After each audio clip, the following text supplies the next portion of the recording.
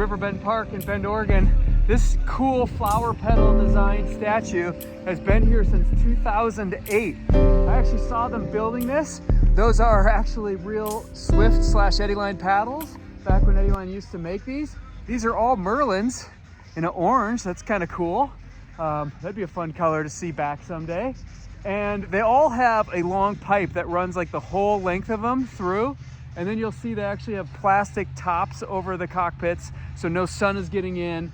But you know, these have now almost been here for 20 years and they're holding up great. Gosh, even the decals are up there still.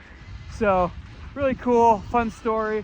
Basically, all of the roundabouts here, they go up for like bid by local artists. And so the artist had kind of a sculpture of flowers of kayaks.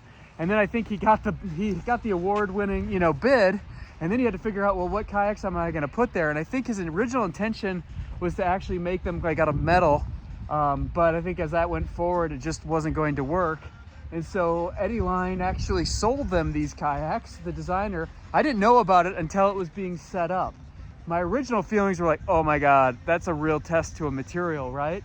Actually, you can see on this upper boat that the logo did come off, but a real test to the material now, gosh, since 2008, 16 years later, the boats still have their shine. Probably not as impact resistant as they once were, but I thought that this thing would be gone long before, and it's still here to the entrance of Bend's Riverbend Park here, where we're doing our demo today.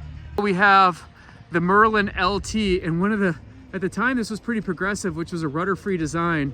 And the designer, Tom Dare, did this by setting the cockpit back of center, just like you would sit in a canoe where you're not quite dead center, but you're back of center, so that under movement, when your bow is held more by the bow wake, you're actually at the center of buoyancy.